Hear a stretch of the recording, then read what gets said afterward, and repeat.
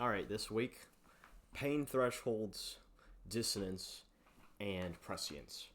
I was gonna say alchemy, but that sounded a little too schizo and just I don't know. Uh, I'm a little out there with all my kind of viewpoints and things, kind of all over the place. So with that, just jump into it. Pain thresholds, yeah. So uh, these last 2 weeks have been, now, I don't want to say rough, it's just like the amount of capital that just kind of dissipates or disappears, and you're like, holy shit, I've lost. I say lost, but it's easier to view it like, all this capital, all this value has been atrophied or evaporated from, let's say, your portfolio, from the market, whatever. I think the number so far, Thursday, is like 1.2 trillion wiped out from the tech sector. And you're like, this is overblown. This is clearly wrong. I know I'm right. Maybe I'm wrong price point wise. Maybe I'm wrong on the valuation. Not totally concerned with valuation. I'm a trader now, right? Where you're just trying to figure out how to make that cash flow. And following last week, margin call, whatever, there's certain sentiments where it's like, okay, maybe people are getting margin called, and maybe the bleed is forced.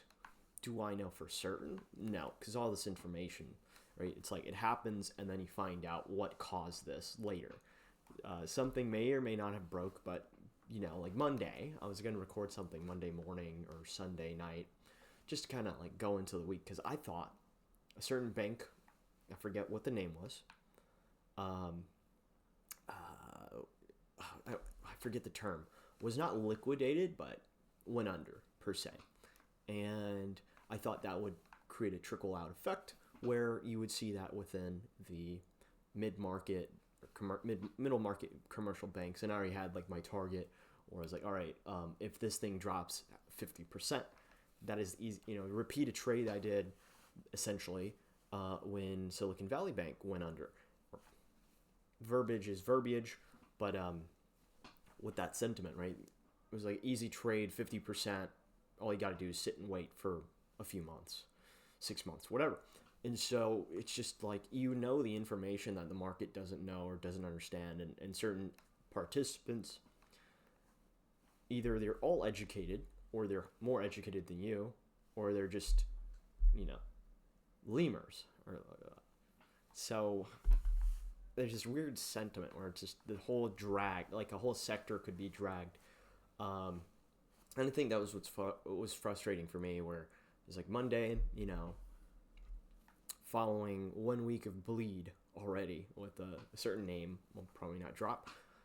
And then this company, posts a double beat. The company's doubling in size, right? Revenues are growing by double. The business itself is doubling essentially. And you're like, what in the world is going on here? 5% up, the following day after, I think it was 10% after hours, or 7% after hours after the earnings call. And it's just like, what's going on here? Why is this not connecting?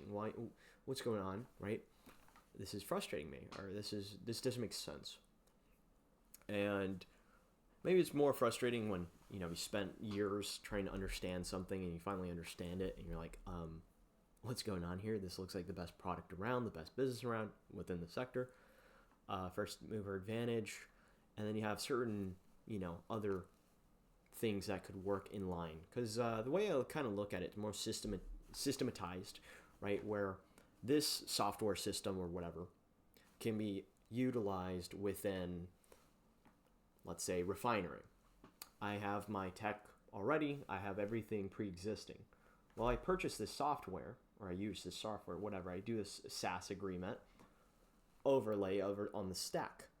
Now you have all these AI programs. I think Claude or Anthropic, I believe it was the Anthropic that released something that caused the whole thing to drag, along with forced liquidations and whatever, which just makes the most sense in narratively speaking on my end. But going back just slightly, you have this, the existing stack infrastructure. Now you have the tech, right, with, let's say, this company, plus the AI stack that should work in line, especially when the product that was released by Claude, by Anthropic, whatever, is doing exactly what, like my AI thesis with this company is. And it's frustrating because you're like, this is essentially just going to be a coworker. I'm going to have a, supercomputer in my pocket with all the brain power in the world, and all I got to do is pay like $1,200 a year. Got to pay $15 a month. Really depends on, obviously the configuration of the purchased product that you service, whatever. Right? It's all customized. It's all personalized. It's all, I wouldn't say demographics, but in that sense where, you can have your free customer, you can have your midline customer, and then your premium customer, your luxury customer. They get all the bells and whistles. Guys in the middle get a more catered experience, and the guys at the bottom kind of just have to suck it up and take whatever they can get. And pain threshold so far looks to be like my former salary, and it's just absurd to me how you can just have all that value, all that price, all of that kind of evaporate. But in doing so, it's just kind of adding daily or whatever to the leaps I got. So I'm just more on the long end, where I was expecting a rally, and well, obviously when you're getting beat down day to day, it sucks. Regarding dissonance, right? You have the signal and noise, but what is the reality, right? I was going to say this earlier on, if I record this on Tuesday. I was going to talk about like how politics, right? So like it's all marketing, really. It's all sales, where I'm going to present you my idea of what I want to run for, what I want to campaign for, whatever my viewpoint is for what the direction of the company, the country, in this case, should go in, right? This is all kind of marketing 101. It's all somewhat propaganda, but not quite, in the sense that you're actually trying to cause harm. So it's just kind of filtering it out. You're trying to filter out. It's like all this noise is kind of just toss it aside as a person within, right? As a market actor, whatever, agent of the market, market participant. And so with that, I just jump towards Prescience, where it's like you can learn all the stuff about one product, one service, one company, whatever. And you can understand the path forward. You can see what, the founder, the CEO, whoever, you can see and understand where management wants to take the ship. And, you're in for the ride, right? You're an investor. You want to participate in this capital appreciation, company growth and scaling, and, be a part of this, right? This is kind of what attracts me to eventually being a person in the VC realm or PE realm. I'm not totally certain. It kind of is arbitrary, because at the end of the day, it just seems like you're just throwing money at the wall and seeing what works. Obviously, it's more sophisticated than that, but broad stroke speaking, that's the way it seems. And in that sense, right, you're trying to know every single piece of information in order for you to make a sophisticated or a targeted or a reasonable I don't want to say prediction, because it's not always the case. I think when it's more speculative, it'll be a prediction, a predictive investment, whatever. But like directionally speaking, or in this case that like this is a no-brainer, or I don't know. It's one of those things that kind of bugs me personally, where it's like, I know the direction, I see it, I understand it. This is the direction the country's going to go, or this company will go, and hopefully the country will go as well. It's like you could talk about robotics, but I couldn't tell you like specifically. I don't know what company, right? One of my former employers could be, but I just don't see it yet. You can see the vision, right? There, since it's a private company. Boston Dynamics?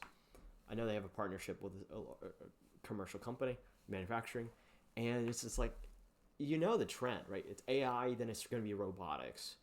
Um, AI is kind of like the software for the hardware, so that we can have automated factories or whatever. I don't know how it's going to play out. I just know the direction that this technological progress seems to go in. Right? It's all like science fiction, and it's kind of ironic that all the stuff that growing up as a when you're a teenager, and you're like, I'm fascinated by all these little aspects, and then it's turning into reality. It's just like the narrative or the time has to, like theta, right?